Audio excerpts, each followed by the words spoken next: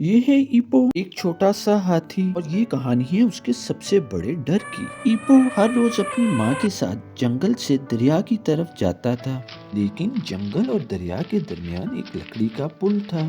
पुल पर चढ़ते ही चूं चां की आवाजें आती। ईपो को ये आवाजें बहुत डराती थीं, इसलिए ईपो की माँ अकेली पुल पार करती और पानी ले आती।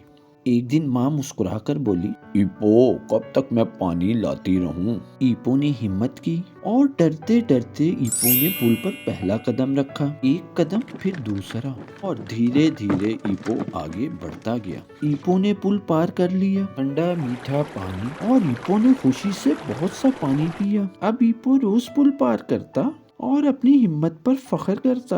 याद रखो, जब हम अपने डर का सामना करते हैं, हम मजबूत बन जाते हैं। और मज़ेदार स्टोरीज देखने के लिए मेरे चैनल बचपन कहानी घर को सब्सक्राइब करें।